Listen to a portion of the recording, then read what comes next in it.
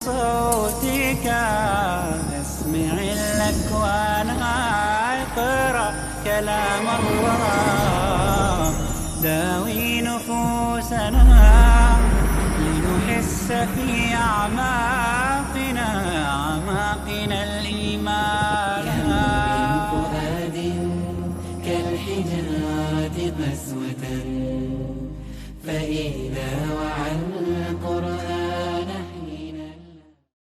دنیا میں تو اللہ تعالیٰ کی جو ہے حکومت نہیں چل رہی، فساد ہے. ظہر الفساد فی البر والبحر. آج انسان کہتا ہے ہم تو خود اپنے قانون بنائیں گے، تو اللہ تعالیٰ کے خلاف بغاوت، عظیم بغاوت. اسی لیے جو کرسچنز کی، جو عیسائیوں کی سورہ فاتحہ ہے، اس میں الفاظ آتے ہیں دائی کنگڈم کم. اے اللہ تیری سلطنت، تیری حکومت زمین پر آ جائے. آسمانوں میں تو چل رہی ہے، تیرا ہی حکم چل رہا ہے، اور سارے جتنے بھی ستارے ہیں، ساری گیلیکسیز ہیں، تیرے حکم کے مطابق چل رہے ہیں. دائی kingdom come thy will be done on earth as it is in heaven. اے رب تیری مرضی جیسے آسمانوں میں پوری ہو رہی ہے ایسے زمین پر بھی پوری ہو. لیکن اصل میں اس کام کو اللہ تعالیٰ نے انسانوں کے امتحان کے لیے چھوڑ دیا. یہ تمہارا امتحان ہے، تم قائم کرو ہماری حکومت. ہم نے تمہیں چوائس دے دیا، اما شاکرم و اما کفورا. ہدایت تمہیں دے دی، کتاب تمہیں دے دی، شریعت تمہیں دے دی، پورا قانون تمہیں دے دیا. اب تمہاری آزمائش ہے، نافذ کرو اسے. کرتے ہو تو سرخرو ہو جاؤ گے اللہ کے ہاں، نہیں کرتے ہو تو پکڑے جاؤ گے. نحمده ونصلي على رسوله الكريم. اما بعد فقد قال الله تبارك وتعالى كما ورد في سورة المائدة. اعوذ بالله من الشيطان الرجيم. بسم الله الرحمن الرحيم.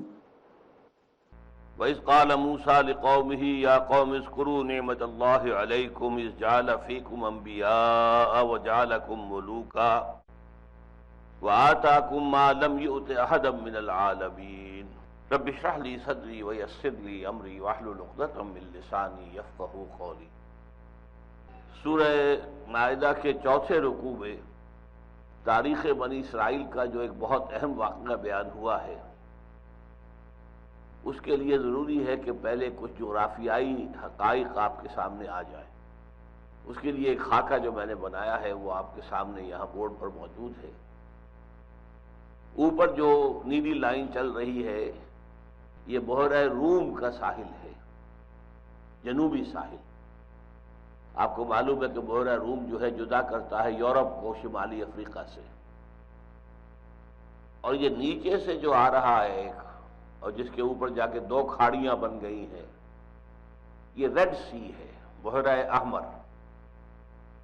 یہ جدا کرتا ہے افریقہ کے مشرقی ساحل کو ایشیا کے مغربی ساحل سے، یعنی جزیرہ نمائے عرب کے مغربی ساحل سے. اس کے ایک طرف پتلا سا سمندر ہے، یہ اس کے ایک طرف تو جزیرہ نمائے عرب ہے پورا کا پورا، دوسری طرف شمال سے چلیں اگر تو پہلے مصر آتا ہے، پھر اس کے جنوب میں سوڈان ہے، پھر اس کے نیچے ایتھیوپیا ہے، ایریٹریا ہے. یہ مختلف ممالک جو ہیں جو افریقہ کے ہیں وہ اس کے مغرب کی طرف ہیں. شمال میں جا کر یہ دو کھاڑیوں میں تقسیم ہو جاتا ہے، دو خلیجیں. ایک خلیج مغربی ہے، اس کا نام ہے سویز، سویز، اس کو خلیج کہیں گے، خلیج سویز. اور ایک ہے خلیج عقبہ، یہ ہے مشرقی. اب یہ جو اس طرح سے جا کر جدا ہو رہے ہیں تو اس کے درمیان میں ایک ٹرائنگل وجود میں آ گئی ہے.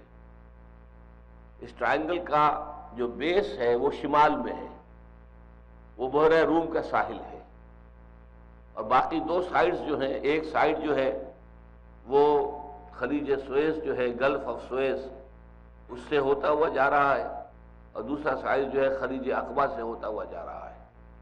تیسری بات یہ نوٹ کیجئے کہ بنی اسرائیل جب مصر میں داخل ہوئے ہیں حضرت یوسف علیہ السلام کے زمانے میں، تو چونکہ وقت کا جو بادشاہ تھا، اور وہ بادشاہ فرعون نہیں تھا، فراعنہ کے جو مختلف ڈائنیسٹیز ہیں، مختلف خاندان ہیں، وہ ان میں سے نہیں تھا، بلکہ ایک وقفہ ایسا آیا تھا کہ عربین پیننسولا، جزیرہ نمائے عرب سے ہی کچھ لوگ نکلے اور انہوں نے مصر کو فتح کر دیا. تو یہ جو مصر آنے والے تھے جزیرہ نمائے عرب سے، یہ بھیڑیں بکریاں چرانا ان کا پیشہ تھا، تو یہ آ کے بادشاہ بن گئے مصر کے، تو انہیں چرواہے بادشاہ کہا جاتا ہے، ہکسوس کنگز۔ یہ فرائنہ نہیں ہے، یہ مصری نہیں ہے، یہ باہر سے آ کر آباد ہوئے تھے، انہی میں سے وہ بادشاہ تھا۔ اسی لیے سورہ یوسف میں کہیں لفظ فرعون نہیں آیا، ملک ملک ملک، بادشاہ کا ذکر ہے، بادشاہ کا ذکر ہے، بادشاہ کا ذکر ہے، لفظ فرعون نہیں آیا۔ فرائنہ کی جو مختلف نسلیں ہیں ان میں سے یہ نہیں تھا۔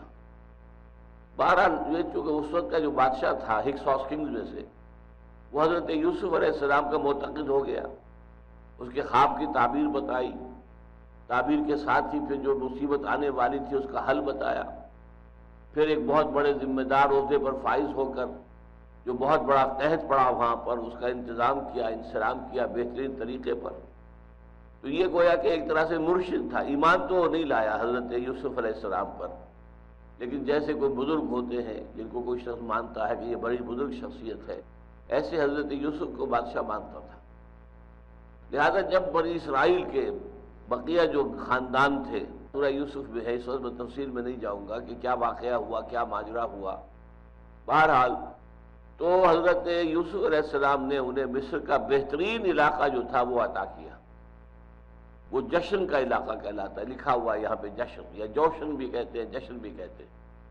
یہ صرف دریائے نیل کا ڈیلٹا ہے، دریائے نیل جنوب سے آ رہا ہے، یہ سوڈان سے ہو کر آتا ہے اور پھر مصر میں داخل ہوتا ہے، اور ایک سیدھی لکیر کے مانند شمال کی طرف جاتا ہے، لیکن بحیرہ روم میں گرنے سے پہلے اس کی شاخیں ہو جاتی ہیں متعدد، تو ڈیلٹا بنتا ہے، اور وہ علاقہ بے انتہائی زرخیز ہوتا ہے۔ تو وہ علاقہ تھا کہ حضرت یوسف علیہ السلام نے اپنے بھائیوں کو اور ان کے جو کنبے تھے، قبیلے تھے، ان کو عطا کیا۔ تقریباً 250-300 برس تک یہ لوگ مصر میں بڑے عیش میں، بڑے آرام میں رہے، جیسے ہمارے یہاں ہوتا ہے پیرزادے تھے یہ حضرت یوسف کے خاندان والے، حضرت یوسف کے رشتہ دار۔ لیکن پھر مصر میں ایک انقلاب آیا، قومی انقلاب، جو وہاں کے اصل رہنے والے تھے جب انہوں نے محسوس کیا کہ یہ باہر کے آئے ہوئے لوگ ہم پر حکومت کر رہے ہیں، تو جیسے کہ رد عمل ہوتا ہے، ایک نیشنل ریولوشن برپا ہوا، اپرائزنگ ہوئی، اور ہکسوس کنگز کو وہاں سے نکال باہر کیا گیا، اور پھر فرائنہ کا دور آ گیا۔ مصری نسل سے تعلق رکھنے والے لوگ تھے فرائنہ۔ اب ظاہر بات ہے کہ انہوں نے بنی اسرائیل پر پھر تشدد کرنا شروع کیا، چونکہ پچھلے جو بادشاہ تھے وہ ان کے معتقد تھے، تو اب یہ آنے والے ان کے دشمن ہو گئے کہ یہ ان کے پروردہ ہیں اور ان سے انہوں نے براعت حاصل کی ہیں اور خوب پھلے پھولے ہیں، لہذا اب ان کے اوپر تشدد کا آغاز ہوا، مظالم کا آغاز ہوا۔ اور وقت کا بادشاہ جو تھا حضرت موسیٰ علیہ السلام کے زمانے کا بادشاہ جو فرعون تھا، اس نے خواب دیکھا کہ کوئی ایک بچہ بنی اسرائیل میں پیدا ہوا ہے جو میری سلطنت کے ٹکڑے کر دے گا، لہذا اس نے فیصلہ کیا کہ بنی اسرائیل میں جو بھی بیٹا پیدا ہو ورتل القرآن۔ بہرحال حضرت موسیٰ اپنی قوم کو جشن کے علاقے سے لے کر نکلے ہیں۔ اب ان کے لیے ایک راستہ یہ تھا فلسطین جانے کا کہ سیدھا تیر کی طرح مشرق کی طرف جاتے، میڈیٹرینین کے ساحل کے ساتھ ساتھ جاتے، تو یہ چھوٹا راستہ بھی تھا، آباد راستہ بھی تھا، اس پہ پانی وغیرہ یہ چیزیں بھی آسانی سے مل سکتی تھی، سامان رسد بھی مل سکتا تھا، لیکن وہاں چونکہ آبادیاں تھیں لہذا چھاونیاں بھی تھیں، لہذا اندیشہ تھا کہ ان کے خلاف کوئی اقدام ہو جائے گا اور مصری فوج جو ہے ان کا راستہ روکے گی اور انہیں قتل کرے گی، لہذا لمبا راستہ لیا انہوں نے۔ وہ جنوب کی طرف آئے، یہاں تک کہ خلیج سویز کو انہوں نے عبور کیا ہے۔ اب اس میں اختلاف ہے، ایک تو یہ کسی سالٹ لیک کو عبور کیا اور ادھر آ گئے سینائی پیننسولا، یہ جو ٹرائنگل میں نے بتائی تھی آپ کو، یہ سینائی پیننسولا ہے، جزیرہ نمائے سینا، اور اس کا جو ساؤدرن اینڈ ہے وہاں ہے کوہ طور۔ اس طور کا آپ کو معلوم ہے قرآن مجید میں کئی نام آئے ہیں، طور سینا سورہ مومنون میں آیا ہے، طور سینین وہذا البلد الامین یہ سورۃ التین میں آیا ہے، تو اس کے نام کئی ہیں، طور بھی ہے، طور سینا بھی ہے، طور سینا بھی ہے، طور سینین بھی ہے، اور یہی وہ پہاڑ ہے جہاں پر کہ پہلی مرتبہ اللہ تعالیٰ کی گفتگو ہوئی تھی حضرت موسیٰ کے ساتھ، اور حضرت موسیٰ جو ہے وہ نبوت اور رسالت سے سرفراز ہوئے تھے۔ تو حضرت موسیٰ اپنی قوم کو مرد بھی، عورتیں بھی، بچے بھی، بوڑھے بھی، جوان بھی، سب شامل کر لیے جائیں، اور یہ گنتی دی گئی ہے تورات کے اندر، جو کتاب الخروج ہے، دی بک آف ایکسوڈس، اس میں بتا دیا گیا 12 قبیلے، فلاں قبیلے کے اتنے مرد، اتنے جوان، اتنے بوڑھے، اتنی عورتیں، اتنے بچے، دوسرے قبیلے کے اتنے مرد، ان میں سے بھی اتنے بوڑھے، اتنے جوان، اتنے بچے، اتنی خواتین، تو وہ پوری گنتی دے رکھی ہے انہوں نے، اور وہ 6 لاکھ بنتے ہیں۔ یہ ہے سینائی پیننسولا، اس کے جنوب میں آ کر پھر اس قافلے نے پڑاؤ ڈالا ہے۔ 1 سال تک حضرت موسیٰ اور یہ قافلہ یہاں مقیم رہے جنوب میں، at the southern tip of the Sinai peninsula. یہ جزیرہ نما ہے، جزیرہ نما اسی کو کہتے ہیں جو 3 طرف سے پانی میں گھرا ہوا ہو اور ایک طرف خشکی ہو، تو یہ جزیرہ نما سینہ بنتا ہے کہ ادھر خلیج سویز ہے، ادھر خلیج عقبہ ہے، اور پیچھے جو ہے خشکی چلی آ رہی ہے، تو اس طریقے سے جزیرہ نما پیننسولا، انڈین پیننسولا۔ انڈیا میں آپ کو معلوم ہے کہ مغرب میں ساحل ہے، بمبئی سے نیچے اتر جائیے، گجرات سے نیچے ساحل ہی ساحل، ساحل ہی ساحل، آپ سری لنکا تک پہنچ جائیں گے، پھر مشرق میں پھر ساحل ہے، تو وہ جو تکون بنتی ہے درمیان میں اسے انڈین پیننسولا کہتے ہیں۔ اسی طرح یہ سینائی پیننسولا۔ تو اب یہاں پر 1 سال جو مقیم رہے، اسی دوران میں انہیں تورات دی گئی، 40 دن کے لیے کوہ طور پر یہ رہے، اور وہیں پر انہیں تورات عطا کی گئی، اور ان کے پیچھے جو ہے کچھ لوگوں نے جو سامری تھا اس کے بہکانے سے بچڑے کی پرستی شروع کر دی، وہ بھی ایک لمبی داستان ہے، اس کی تفصیل میں نہیں جاؤں گا۔ جب تورات مل گئی اور قول و قرار ہو گیا، وَإِذْ أَخَذْنَا مِيثَاقَكُمْ وَرَفَعْنَا فَوْقَكُمُ الطُّورَ، جب شریعت دے دی گئی تو پھر کوہ طور کو اٹھا کر ان پر معلق کر دیا گیا، ایک دہشت کی کیفیت پیدا کی گئی، خوف اور خشیت تاکہ دلوں میں پیدا ہو جائے، اور اس حالت میں ان سے عہد لیا گیا کہ خُذُوا مَا آتَيْنَاكُمْ بِقُوَّةٍ وَاذْكُرُوا مَا فِيهِ، اس کو جو کچھ ہم نے تمہیں دیا ہے اسے پوری طاقت کے ساتھ پکڑو، اس کو چھوڑنا نہیں ہے، جیسے کہ قرآن مجید میں مسلمانوں سے کہا گیا وَاعْتَصِمُوا بِحَبْلِ اللَّهِ جَمِيعًا، سب کے سب مل کر اللہ کی رسی کو مضبوطی سے تھام لو، چمٹ جاؤ اس کے ساتھ۔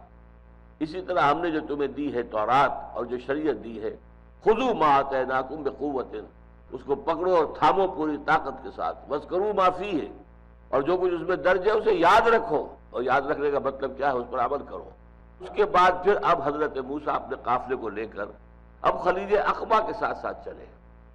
خلیج عقبہ کا مغربی ساحل، مشرقی ساحل جو ہے وہاں پر قوم مدین کا مسکن ہوتا تھا کبھی، جس میں حضرت شعیب بھیجے گئے تھے علیہ الصلوۃ والسلام۔ بہرحال مغرب کے ساتھ ہوتے ہوئے یہ پھر جب اوپر آئے ہیں تو یوں سمجھیے کہ آج کل بڑی آسانی سے سمجھ میں آ جائے گا، غازہ کی پٹی کے قریب جب پہنچے ہیں۔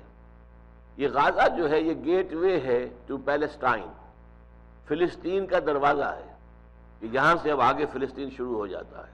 یہاں پہنچ کر پھر حضرت موسیٰ علیہ السلام نے اپنی قوم سے کہا کہ اب قتال کا وقت آ گیا، تمہیں جنگ کرنی ہوگی۔ اب جو بھی فلسطین میں آباد ہیں مشرک قومیں، وہ سب بے خدا، مشرک اور بہت ہی گمراہ قومیں تھیں، اس میں فلسطین بھی تھے اور دوسری قومیں عمالقہ تھیں۔ ان سے لڑو، انہیں یہاں سے نکالو اور اس سرزمین پر قبضہ کرو، یہ سرزمین اللہ نے تمہیں عطا کر دی ہے۔ گویا کہ اب تمہارے لیے، جیسے کہ حضور نے مشورہ کیا تھا کہ اے مسلمانوں، غزوہ بدر سے پہلے ایک قافلہ آ رہا ہے شمال سے جو مال تجارت سے لدا پھندا ہوا ہے، خوب اس کے اندر مال تجارت ہے، قیمتی ہے، اور ایک فوج آ رہی ہے جنوب سے، مکے سے نکلی ہے 1000 نفری، اور اس طریقے سے یہ دو، اب شمال سے آ رہا ہے قافلہ، جنوب سے آ رہی ہے فوج، اور اللہ کا وعدہ ہے کہ ایک پر ضرور تمہیں فتح عطا کرے گا۔ تو بتاؤ کدھر چلے، فوج کا رخ کرے یا یہ کہ قافلے کی طرف چلے؟ بہرحال وہ ایک علیحدہ بات ہے، پھر وہ سیرت کا ایک اہم باب ہے، وہ اس وقت اس کا صرف تذکرہ میں نے کیا۔ بالکل یہی مرحلہ آ گیا تھا حضرت موسیٰ کی زندگی میں، جیسے کہ بدر کا معاملہ ہوا ہجرت کے بعد، مکے سے آپ نکل چکے تھے، مدینے میں آ کر آباد ہو گئے تھے، تب قتال کا معاملہ، جنگ کا مسئلہ شروع ہوا ہے۔ اسی طرح مصر سے نکل گئے بنی اسرائیل، غلامی سے چھٹکارا مل گیا، وہ نکل کر آ کر صحرائے پیننسولا میں 2 سال انہیں گزر بھی گئے، آزادی کی فضا بھی انہوں نے سانس لیا، اور ان کی جمعیت جو تھی، اب اس کو کہا گیا کہ اب جنگ کرو، داخل ہو جاؤ اس ملک کے اندر، اور جو رہنے والے ہیں ان کے خلاف جنگ کر کے انہیں یہاں سے بے دخل کرو، اس لیے کہ اللہ نے یہ زمین تمہیں دے دی ہے۔ اس کا مطلب یہ تھا کہ اگر وہ جی نہ چراتے، اگر وہ بدلی نہ دکھاتے، بزدلی نہ دکھاتے تو لازماً اللہ فتح دے دیتا، اس لیے کہ اللہ تعالیٰ نے تو وہ زمین تمہارے لیے لکھ دی ہے۔ اسی کا آج حوالہ دیتے ہیں یہ کہ فلسطین تو ہمیں اللہ نے دیا تھا، فلسطین تو اللہ تعالیٰ کا عطا کردہ ہے ہمارے لیے، لیکن یہ عطا کردہ جو ہے وہ اس میثاق کے طفیل تھا، تم نے میثاق کو توڑا، جیسا کہ ہم پڑھ چکے ہیں، اس عہد کی خلاف ورزیاں کی، لہذا وہ جو اللہ تعالیٰ کا قول و قرار تھا تمہارے ساتھ وہ مجروح ہو چکا ہے۔ بہرحال پوری قوم نے کوڑا جواب دے دیا کہ ہم تو جنگ نہیں کریں گے، وہ تو بڑی زوردار قوم ہے جو وہاں آباد ہے، بڑے جنگجو لوگ ہیں، بڑے بہادر لوگ ہیں، بڑے جسے والے لوگ ہیں، ہم ان سے مقابلہ نہیں کر سکتے۔ موسیٰ جاؤ، تم جاؤ اور تمہارا رب، وہاں جا کے جنگ کرو اور انہیں وہاں سے پہلے نکال دو، پھر ہم داخل ہوں گے۔ جب حضرت موسیٰ علیہ السلام نے پھر دو افراد کھڑے ہوئے حضرت موسیٰ کی قوم میں سے، 6 لاکھ میں سے 2 آدمی نکلے صرف، حضرت یوشع ابن نون، جنہیں بائبل میں جوشوا کہا گیا، جوشوا، اور یہی جوشوا ہیں جو سورہ کہف میں یہ واقعہ ہے کہ حضرت موسیٰ گئے تھے ایک صاحب سے، ایک بزرگ سے ملنے کے لیے، جن کا نام عام طور پر حضرت خضر لے لیا گیا، اگرچہ قرآن مجید میں یہ نام نہیں ہے۔ تو ان کے ساتھ جو نوجوان تھا، قال فتح ہو آتنا غدانا، لاؤ بھائی اب کھانا لے آؤ، ہمارا ناشتہ لے آؤ، ہمیں بڑی سخت جو ہے تکان ہو گئی۔ تو وہ فتح جو ہیں جو ان کے ساتھ تھے نوجوان، ان کے خادم، وہ یہی جوشوا تھے، یوشع ابن نون، نہایت وفادار ساتھی نوجوان۔ تو یوشع ابن نون نے اور کالب بن یفنہ، یہ دوسرا آدمی نکلا، دو نے کھڑے ہو کر تقریر کی کہ اے اسرائیلیو، ہمت کرو، بزدلی مت دکھاؤ، تم ایک دفعہ داخل تو ہو جاؤ، اللہ تمہاری مدد کرے گا۔ اور بہت مرتبہ ایسا ہوا ہے کہ کم تعداد کے لوگ جو ہیں وہ زیادہ بڑی تعداد کے لوگوں کے اوپر ان کو اللہ تعالیٰ نے فتح دی ہے۔ ہمت کرو، بزدلی نہ دکھاؤ۔ لیکن انہوں نے کہا اذهب انت وربك فقاتلا انا هاهنا قاعدون، موسیٰ نتھنگ ڈوئنگ، ہم کچھ سننے کو تیار نہیں، جاؤ تم اور تمہارا رب اور جا کے جنگ کرو۔ یہاں پہ میں ایک نقطہ بیان کر دوں، یہ گویا کہ ایک طرح سے اپولوجی ہے بنی اسرائیل کی طرف سے۔ بنی اسرائیل کو اللہ تعالیٰ کے لاڈ پیار نے بگاڑ دیا تھا۔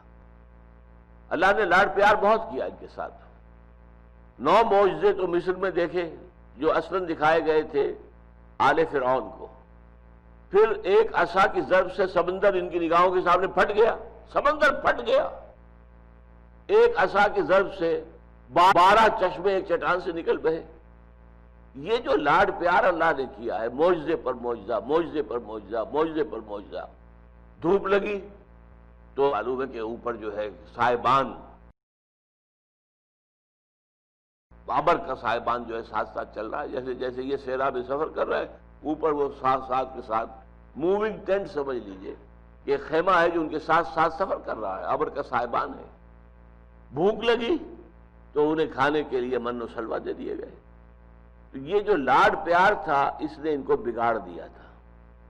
گویا کہ انہوں نے یہ کہا کہ تم نے اتنے معجزے دکھائے ہیں اے موسیٰ، تمہاری لٹھیاں تمہارے پاس ہے، تمہارا عصا تمہارے پاس ہے، جاؤ اس عصا کی مدد سے، اذهب انت وربك فقاتلا انا هاهنا قاعدون، پہلے اس قوم کو وہاں سے نکال باہر کرو، پھر ہم داخل ہوں گے۔ اس پر حضرت موسیٰ علیہ السلام پر اس قدر بددلی طاری ہوئی، بیزاری طاری ہوئی، انہوں نے اللہ سے دعا کی پروردگار مجھے اپنی اس قوم سے علیحدہ ہونے کی اجازت دے دے، میں ان کے ساتھ نہیں رہ سکتا، ان ناہنجاروں کے ساتھ رہنے کو تیار نہیں۔ انہوں نے کیسے کیسے معجزے دیکھے ہیں، پھر بھی ان کی بے یقینی کا، نافرمانی کا یہ عالم ہے کہ میں حکم دے رہا ہوں کہ جنگ کرو، اور یہ پورا کا پورا جو ہے 6 لاکھ کی تعداد تھی، ذرا سوچئے، معمولی نہیں تھی۔ آپ ان میں سے بوڑھوں کو نکال دیں، عورتوں کو نکال دیں، بچوں کو نکال دیں، تبھی 1 لاکھ تو ہوں گے، اور نیچے آ جائیے 50,000 تو ہوں گے۔ ایک خاندان کے 6 افراد میں سے کم ایک تو ایسا ہوگا جو جنگ کرنے کے قابل ہو، لیکن یہ کہ اتنی بڑی تعداد رکھنے کے باوجود انہوں نے بزدلی دکھائی۔ تو اللہ تعالیٰ سے پھر حضرت موسیٰ علیہ السلام نے دعا کی کہ پروردگار اب ہمیں ان سے دور کر دے، ہم ان کے ساتھ رہنے کو تیار نہیں ہیں۔ اللہ نے یہ دعا تو قبول نہیں کی، البتہ یہ فرما دیا کہ یہ بنی اسرائیل پر اب یہ ارض مقدس 40 برس تک کے لیے حرام کر دی گئی ہے، اب اسی صحرائے سینا کے اندر بھٹکتے پھریں گے، ادھر سے ادھر، ادھر سے ادھر، اور اسی کے اندر بھٹکتے رہیں گے۔ اسی میں یہ ہوا ہے، یہ حکمت خداوندی دیکھیے۔ ان 40 سالوں کے دوران حضرت موسیٰ کا انتقال ہو گیا، حضرت ہارون کا انتقال ہو گیا، اقرأ أخيا ورتل ورتل القرآن. حضرت موسیٰ کے بعد جانشین بنے یوشع، وہی جوشوا، یوشع ابن نون، وہ نبی بھی تھے. اچھا، لیکن اس کے ساتھ ہی کیا ہوا؟ وہ قوم کے جس نے، وہ نسل کے جس نے مصر میں غلامی کا داغ اٹھایا تھا، اور غلامی میں آپ کو معلوم ہے غیرت کچھ لی جاتی ہے انسان کی، غیرت اور حمیت نہیں رہتی. آزاد پھرنے والوں کی کیفیت کچھ اور ہوتی ہے، ان میں غیرت ہوتی ہے، حمیت ہوتی ہے، ان میں بہادری ہوتی ہے، شجاعت ہوتی ہے، ہمت ہوتی ہے، عظیمت ہوتی ہے. غلامی کے اندر جیسے ہمیں غلامی مار گئی، 200 برس کی انگریز کی غلامی نے ہمیں ختم کر کے رکھ دیا. ہماری قوم کے اندر وہ ہمت اب باقی رہی نہیں ہے، غیرت نہیں ہے. کیا ہو رہا ہے؟ کیسے کیسے بڑے یو ٹرن جو ہے ہمارا صدر لے رہا ہے، اور مجال ہے قوم کے اندر اس کے احساس پر جوں بھی نہیں گئی. ایک ہی حکم، یو آر ود اس اور اگینسٹ اس. ایک اتنا بڑا ملک ہے، کوئی چھوٹا ملک نہیں ہے، کوئی جزیرہ نہیں ہے. 15 کروڑ انسان، 10 لاکھ سے زیادہ فوج تو سٹینڈنگ ہے. بہرحال صورتحال یہ تھی کہ پھر اس 40 سال کے دوران وہ غلامی زدہ جو لوگ تھے، سمجھا، یا جن کو غلامی نے ڈس لیا ہوا تھا، جن کے اندر کی ہمت ختم ہو گئی تھی، وہ قوم مر گئی. 40 سال کے عرصے میں تو ایک چینج ہو جاتی ہے. ایک جنریشن گئی، اگلی جنریشن آئی جو صحرا میں پیدا ہوئی ہے، صحرا میں پلی بڑھی ہے. اس کے اندر ہمت، آزادی کی فضا میں اس نے سانس لیا ہے. جیسے کہ اقبال نے کہا ہے کہ فطرت کے مقاصد کی کرتا ہے نگہبانی، یا بندہ صحرائی یا مرد کوہستانی. صحرائی انسان ہو تو اسے زندہ رہنے کے لیے بڑی شدید محنت کرنی پڑتی ہے. میل ہا میل سے پانی لانا پڑتا ہے گھڑوں کے اوپر. کنویں کتنے کتنے فاصلے پر، تھر پار کر کا آپ اندازہ کیجئے کتنے کتنے فاصلے پر کنویں ہیں.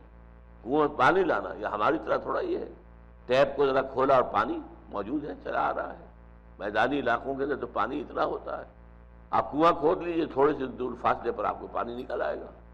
وہاں جا کے دیکھیے کہ سینکڑوں فٹ نیچے جائیے تو پانی ملے گا، اور اسے انسان تو کھینچ بھی نہیں سکتا. وہ تو اونٹ ہوں یا بیل ہوں، وہ اس کو کھینچتے ہیں پانی کو، اس لیے کہ وہ کئی 100 فٹ نیچے سے پانی لے رہے ہیں. تو جن کے اوپر اس قدر تنگی ہوتی ہے، پھر کھانے کو صحرا میں کیا پیدا ہوتا ہے؟ اچھا، یہی معاملہ پہاڑوں پر ہے. پہاڑوں پر اوپر ٹاپ پر پانی نہیں ہوتا. کہیں کوئی اگر کوئی چشمہ ہے تو بات اور ہے، ورنہ نیچے سے پانی لے کے جانا پڑتا ہے انہیں. پانی لے کر چڑھنا اوپر ان کی عورتیں یہ کرتی ہیں، گھڑے سروں پر رکھے ہوئے یا کچھ اور چھوٹی گھڑیاں، ان کو لے کر چڑھنا پہاڑ کے اوپر کرتی ہیں. تو یہ مشقت جو ہے، اس سے انسان کے اندر ایک پختگی پیدا ہوتی ہے، ایک صلابت، ایک طاقت، ایک قوت. تو فطرت کے مقاصد کی کرتا ہے نگہبانی، یا بندہ صحرائی یا مرد کوہستانی. تو میں کہہ یہ رہا تھا کہ 40 سال جو ان کا صحرائے تیہ کے اندر بھٹکتے پھرنا ہوا ہے، تو ایک اعتبار سے اے بون ان ڈسگائز، ان کے لیے ایک طرح سے نعمت ہو گئی کہ وہ بزدل قوم جو تھی، جو غلامی کا داغ جس پر لگا ہوا تھا، جس کی غیرت و حمیت ختم ہو چکی تھی، وہ ختم ہو گئی. اور نئی نسل جو صحرا میں پیدا ہوئی، سختیاں جھیلی، مصیبتیں برداشت کی، مشقتوں کے عادی ہوئے، وہ جوان ہوئی. پھر حضرت یوشع ابن نون کی قیادت میں انہوں نے جہاد کیا، قتال کیا. 40 برس کے وقفے کے بعد قتال ہوا ہے. اور پہلا شہر جو فتح کیا انہوں نے جریکو، کیونکہ یہ نام آج کل آتے ہیں اخبارات کے اندر. جریکو یہ اسرائیل کا، بلکہ ویسٹ بینک کا کہنا چاہیے، سرحد اسرائیل کا نہیں، اس وقت اسرائیل کا قبضہ ہے. پہلے اس کا نام اریحا تھا، اریحا سے جریکو بن گیا ہے. تو جریکو پہلا شہر تھا کہ جو اسرائیلیوں نے فتح کیا تھا حضرت یوشع ابن نون علیہ السلام کی سرکردگی میں. لیکن حضرت موسیٰ کے زمانے میں انہوں نے صاف کورا جواب دے دیا تھا. اب یہ آیتیں پڑھ لیجئے کیونکہ اس میں مفہوم ہے وہ سارا سامنے آ گیا ہے، لہذا اب تو بیشتر جو ہے ترجمہ ہی رہ گیا ہے. وَإِذْ قَالَ مُوسَىٰ لِقَوْمِهِ يَا قَوْمِ اذْكُرُوا نِعْمَتَ اللَّهِ عَلَيْكُمْ. اور یاد کرو جب کہ کہا تھا موسیٰ نے اپنی قوم سے، اے میری قوم کے لوگوں، ذرا یاد کرو اللہ کا انعام و اکرام جو تم پر ہوا ہے. اذ جعل فیکم انبیاء، جبکہ تمہارے اندر اللہ نے انبیاء اٹھائے. تمہارے جد امجد یعقوب نبی تھے، ان کے بیٹوں میں سے حضرت یوسف نبی تھے، پھر اللہ نے انہی کی نسل میں سے یہ حضرت ہارون، حضرت موسیٰ، ان کو اٹھایا نبی کی حیثیت سے۔ ایک رائے یہ بھی ہے کہ اس میں مستقبل کی طرف بھی اشارہ ہے کہ تمہارے ہاں اب یہ نبوت کا سلسلہ ٹوٹے گا نہیں، 1400 برس تک نبوت جاری رہے گی، تو یہ ایک پیشن گوئی بھی ہے۔ وَجَعَلَكُم مُلُوكًا، اور تمہیں بادشاہ بنایا۔ بادشاہ بنانے کے لیے خاص طور جو ہے وہ تعویل کرنی پڑتی ہے، اس لیے کہ جس وقت تک یہ قوایات جس واقعے پس منظر میں آ رہی ہیں اس وقت تک تو ان کے ہاں بادشاہت ابھی نہیں آئی تھی۔ یا تو یہ کہیے کہ جشن کے علاقے میں جو انہیں ٹھاٹھ میسر تھے، جو انہوں نے عیش کیا ہے، اس کو تعبیر کیا جا رہا ہے کہ تمہیں بادشاہت دینی تھی، یا یہ ہے کہ مستقبل کے لیے اس میں پیشن گوئی ہے، تم میں داؤد جیسے بادشاہ ہوں گے علیہ الصلوۃ والسلام، تمہارے اندر سلیمان جیسے بادشاہ ہوں گے علیہ الصلوۃ والسلام۔ تو ذرا اللہ تعالیٰ کے انعام و اکرام کو یاد کرو۔ وَإِذْ قَالَ مُوسَىٰ لِقَوْمِهِ يَا قَوْمِ اذْكُرُوا نِعْمَتَ اللَّهِ عَلَيْكُمْ إِذْ جَعَلَ فِيكُمْ أَنْبِيَاءَ وَجَعَلَكُمْ مُلُوكًا وَآتَاكُمْ مَا لَمْ يُؤْتِ أَحَدًا مِنَ الْعَالَمِينَ، اور تمہیں وہ ساری چیزیں دی جو تمام جہانوں میں سے کسی کو نہیں دی۔ یہ میں آپ سے عرض کر چکا ہوں کہ سب سے بڑی شے جو اللہ تعالیٰ نے ان کو دی وہ توحید تھی، توحید پر یہ قائم رہے۔ کبھی کبھی بہت سے لوگ ان کے ایسے تھے کہ جو پڑوسی جو لوگ تھے مختلف ممالک کے اندر، جو مشرکین تھے، ان کے زیر اثر آ کر انہوں نے بھی شرک اختیار کیا اور مشرکہ عورتوں سے شادیاں کر کے یا انہیں کنیزیں بنا کر اپنے گھروں میں ڈالا۔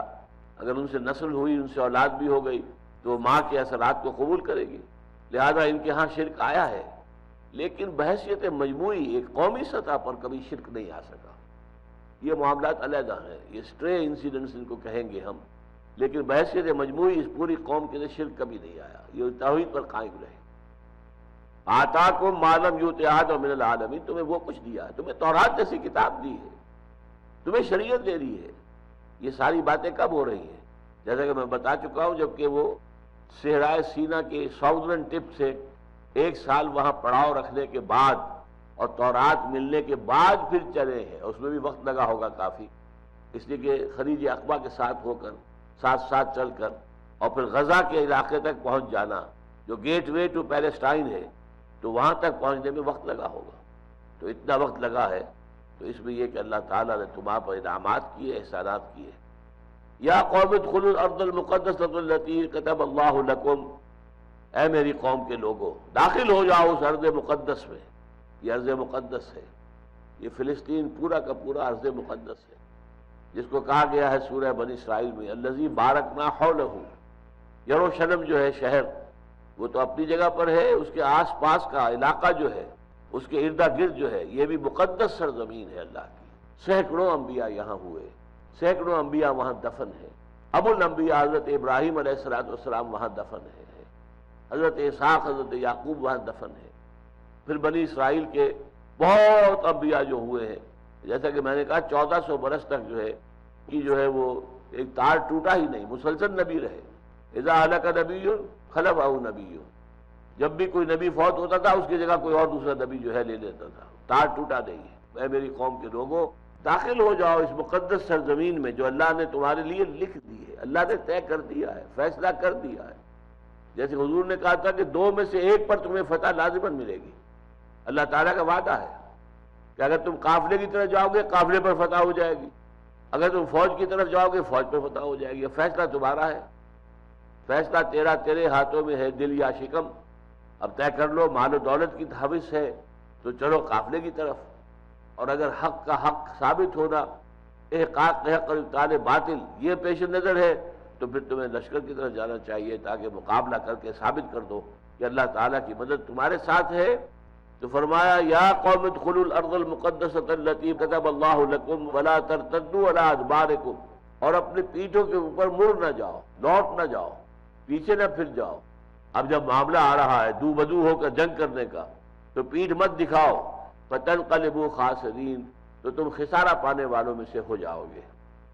قالوا یا موسیٰ ان فیہا قوما جبارین، ان کا ہے موسیٰ اس میں تو قوم ہے، بڑی جابر قوم ہے، بڑے طاقتور لوگ ہیں، بڑے گرانڈیل قسم کے لوگ ہیں، بڑے جسے والے لوگ ہیں، بہت ان کی جمعیت ہے، طاقت ہے، اسلحہ ہے. ان فیہا قوما جبارین وَإِنَّا لَن نَدْخُلَهَا حَتَّى يَخْرُجُوا مِنْهَا، ہم ہرگز اس زمین میں داخل نہیں ہوں گے جب تک کہ وہ وہاں سے نکل نہ جائے. اس لیے کہ اب تک 40 برس تک جو ہے وہ گھومے پھرے تھے صحرائے سینا میں، وہاں کوئی حکومت نہیں تھی، نہ کوئی وہاں پر آبادیاں تھی، صحرا تھا، صحرا میں نقودک صحرا میں گھومتے پھرے، بھٹکتے پھرے کہنا چاہیے، بھٹکتے رہیں گے اسی میں 40 برس تک. تو فرمایا لیکن اب جو ملک ہے یہاں تو قوم آباد ہے، ان کا نظام ہے، ان کی فوجیں ہیں، ان کے اسلحہ ہے، یہ تو بڑی طاقت ہے، ہم ان کے ساتھ نہیں جا سکتے. انا لن ندخلها حتى يخرجوا منها، ہم نہیں داخل ہوں گے اس میں یہاں تک کہ وہ نکل جائیں اس سے.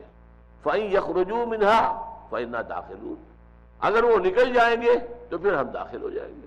یہاں پھر وہ نقطہ یاد کر لیجیے جو میں نے عرض کیا تھا، ایک تو بزدلی جو غلامی کی وجہ سے بزدلی طاری ہو چکی تھی، اور دوسرے ان کے اندر جو لاڈ پیار اللہ کا ہوا تھا، ایک معجزے کے بعد دوسرا، دوسرے پر تیسرا، تیسرے پر چوتھا. تو گویا کہ ان کو یہ کہنے کا ایک جواز ان کے پاس تھا کہ تمہاری لاٹھی نے، تمہارے عصا نے ایسے ایسے کرتب دکھائے ہیں تو ان کو بھی نکال باہر کرو اس سے. اقرأ أخيا ورتل القرآن. اسلام کے مکمل دستور اساسی کا علم کیسے حاصل کریں؟ سماج اور ملک کے لیے ایک مفید انسان بننے کا لاہ عمل کیا ہے؟ دنیا اور آخرت کی کامیابی. Peace TV presents What do you have to say about Learning the Wise Way. what would you recommend us to take as career? After we pass our school, so what exactly?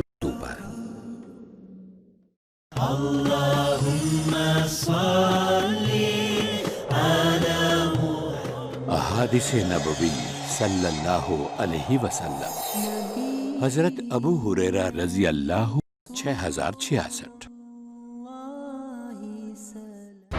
زندگی آزمائشیں لے گی، مشعل راہ ساتھ لے کے چلو. دلوں کی ٹینشنوں کا علاج اللہ تعالیٰ کے ذکر میں مضمر ہے. مکمل راہبری، کامیاب سرپرستی. شریعت نے ہمیں یہ سوچ دی ہے کہ دین کے سلسلے میں ہمیشہ اپنے سے برتر کو دیکھو، مضبوط ارادے، اپنے سے اعلیٰ انسان کو دیکھو، اور دنیا کے سلسلے میں ہمیشہ اپنے سے کمتر کو دیکھو. عظیم عمری مدنی. آپ اگر اس ایک تعلیم نبوی کو اپنی زندگی میں اپنا لیں گے تمام ٹینشنوں سے چھٹکارا. مومنین کے پاس ہیں اللہ کی خوشنودی حاصل کرنے کے مواقع بے پناہ، کیونکہ نگرانی کر رہی ہے ہر جگہ مشعل راہ. فَيَقْتُلُونَ وَيُقْتَلُونَ. پیس ٹی وی اردو پر.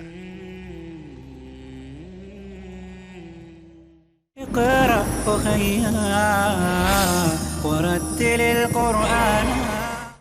ہمیں لڑنے کی زحمت کیوں دیتے ہو؟ لڑیں گے تو ظاہر بات ہے کہ ہم ماریں گے بھی تو مریں گے بھی، ہماری جانیں بھی تو جائیں گی نا. یقاتلون فی سبیل اللہ فیقتلون ویقتلون. اللہ کی راہ میں قتال کرتے ہیں تو قتل کرتے بھی ہیں، قتل ہوتے بھی ہیں. تو اس کی وجہ تمہارے پاس لاٹھی موجود ہے، تمہارا عصا ہے، معجزہ ہے. اس نے ایک چٹان میں سے 12 چشمے برآمد کیے، اس نے سمندر کو پھاڑ دیا. یہ تو انسان ہے، سمندر کو پھاڑ دیا. تو یہ تعویل ہے جو میں کر رہا ہوں اس کی، کہ ان کی جو موقف تھا اس کے پیچھے یہ باتیں موجود تھیں. فَإِن يَخْرُجُوا مِنْهَا فَإِنَّا دَاخِلُونَ. قَالَ رَجُلَانِ مِنَ الَّذِينَ يَخَافُونَ أَنْعَمَ اللَّهُ عَلَيْهِمَا. کہا دو آدمیوں نے، رجلان تسنیہ کا صیغہ ہے، تو کہا دو آدمیوں نے ان لوگوں میں سے کہ جو اللہ کا خوف رکھتے تھے، خشیت رکھتے تھے، متقی تھے، اللہ سے ڈرتے تھے. انعم اللہ علیہما، ان دونوں پر اللہ نے بڑا انعام کیا تھا، ہدایت سے سرفراز کیا تھا، ان کو یقین کی دولت دی تھی، ایمان کا سرمایہ عطا کیا تھا. تو انہوں نے کہا اپنے قوم کے لوگوں سے ادخلوا علیہم الباب، داخل ہو جاؤ، دروازے میں گھس جاؤ. اب دروازہ کیا ہے؟ وہاں کوئی دروازہ بنا ہوا نہیں تھا، بلکہ یہ دروازہ، یہ غازہ کا علاقہ جو ہے یہ دروازہ تھا، گیٹ وے ٹو پیلسٹائن. اب اسے گھس جاؤ، داخل ہو جاؤ. فَإِذَا دَخَلْتُمُوهُ فَإِنَّكُمْ غَالِبُونَ. اگر تم داخل ہو گئے تو غالب تم ہی ہو گئے. کیوں؟ اللہ کا وعدہ ہے، كَتَبَ اللَّهُ لَكُمْ. یہ زمین تو اللہ تمہیں دے چکا ہے، لکھ چکا ہے تمہارے نام، وثیقہ ہو چکا ہے اللہ کی طرف سے، یہ تمہیں دی جا چکی ہے زمین. لہذا کم ہمتی نہ دکھاؤ، بزدلی نہ دکھاؤ، کمزوری نہ دکھاؤ، آگے بڑھو، داخل ہو جاؤ، داخل ہو جاؤ گے تو فتح تمہاری ہے۔ قال رجلان من الذين يخافون انعم الله عليهما ادخلوا عليهم الباب فاذا دخلتموه فانكم غالبون وعلى الله فتوکلوا، اور اللہ پر توکل کرو، ان کنتم مومنین، اگر تم مومن ہو تو تمہارا توکل اللہ پر ہونا چاہیے۔ اللہ کی مدد آئے گی، اللہ کی نصرت آئے گی، اللہ کا وعدہ ہے کہ یہ ارض مقدس وہ تمہیں دے چکا ہے، تمہیں عطا کر چکا ہے، لہذا اللہ تعالیٰ اپنے وعدے کا لحاظ کرے گا، پاس کرے گا، تمہیں دے دے گا۔ اگر تم مومن ہو تو تمہیں اللہ کے وعدے پر یقین ہونا چاہیے۔ قالوا یا موسیٰ انا لن ندخلها ابدا ما داموا فیہا، اب یہ ہے کیٹیگوریکل انداز، کہا ہے موسیٰ کچھ بھی ہو ہم ہرگز داخل نہیں ہوں گے اس ملک میں جب تک کہ اس کے رہنے والے اس کے اندر موجود ہیں۔ چنانچہ وہ دونوں اشخاص جو ہیں حضرت یوشع ابن نون اور حضرت کالب ابن یفنہ، ان دونوں کا واس بھی بیکار گیا۔ اب 4 آدمی رہ گئے، صرف 2 نبی، حضرت موسیٰ، حضرت ہارون، دونوں بھائی، اور 2 ان کے ساتھی یوشع ابن نون اور کالب ابن یفنہ۔ ظاہر بات ہے 4 آدمی تو قتال نہیں کر سکتے، قتال جو ہے ان میں سے کم 1 لاکھ میں سے 20-25 ہزار ہی نکل آئے ہوتے، تو کم سے کم یہ کہ ایک نفری ہوتی۔ آخر حضور کے ساتھ 313 ہی نکلے تھے، لیکن مقابلے میں بھی 1000 تھے۔ 1 to 3 کی ریشو تھی نا، 1 کے مقابلے میں 3 یا 3 کے مقابلے میں 1 کہہ لیں، تو ریشو اتنی تھی نا۔ تو اسی طریقے سے ان کی اگر کوئی بڑی فوج ہو، وہ 1 لاکھ فوج لا سکتے ہو، تو 25-30 ہزار کی فوج بھی ان میں سے نکل آتی ہے۔ اگر 6 لاکھ میں سے، جن میں سے میں سمجھتا ہوں، میں نے آپ سے عرض کیا کہ کم سے کم 1 لاکھ ہوں گے جو جنگ کی صلاحیت رکھنے والے نوجوان ہوں، ورنہ کم سے کم ایٹ دی لیسٹ جا کر بھی کم سے کم 50 ہزار ہوں گے۔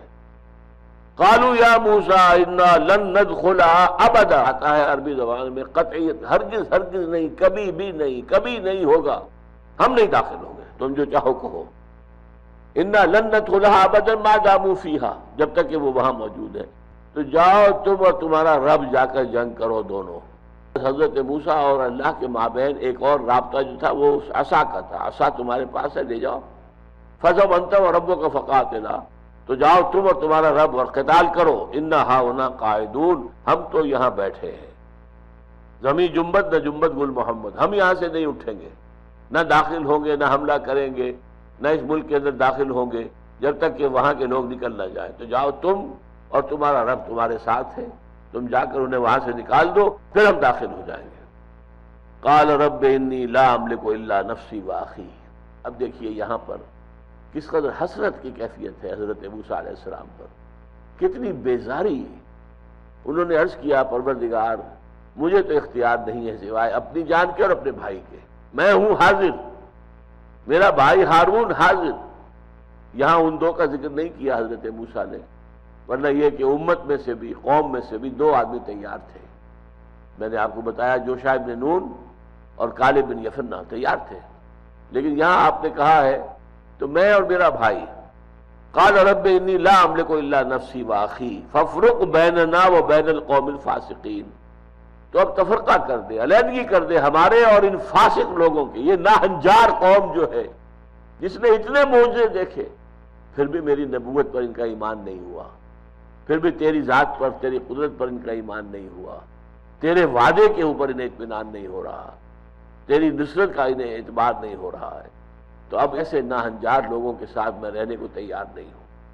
اچھا یہ ذرا کنٹراسٹ کے لیے میں آپ کو بتا دوں، حضرت موسیٰ علیہ السلام اگرچہ پلے تھے فرعون کے محل میں، لیکن انہیں معلوم تھا کہ میں اصل میں اسرائیلی ہوں، اور ان کے اندر اسرائیل کے ساتھ اس قدر محبت تھی، اتنی حمیت، اتنی غیرت، کہ وہ واقعہ سورہ قصص میں آتا ہے کہ ایک روز وہ نکلے، انہوں نے دیکھا کہ ایک قبطی اور ایک اسرائیلی دونوں لڑ رہے ہیں، تو جو اسرائیلی تھا اس نے مدد مانگی کہ موسیٰ دیکھو یہ مجھے مار رہا ہے، یہ مجھے پریشان کر رہا ہے، یہ مجھ پر ظلم کر رہا ہے قبطی۔ حضرت موسیٰ علیہ السلام نے ایک مکہ رسید کیا ہے اس قبطی کے، اس کی جان نکال دی۔ فَوَقَذَهُ مُوسَىٰ فَقَضَىٰ عَلَيْهِ، تو موسیٰ نے اس کو ایک رسید کیا، ایک مکہ، اور اس کا فیصلہ کر دیا، چکا دیا، اس کی زندگی ختم ہو گئی، وہ مر گیا۔ اتنی حمیت اپنی قوم کے لیے، اتنی محبت، لیکن یہ کہ اب بیزاری کا عالم کیا ہے، رب انی لا املک الا نفسی واخی فافرق بیننا و بین القوم الفاسقین. اقرأ أخيا ورتل القرآن اصدح بصوت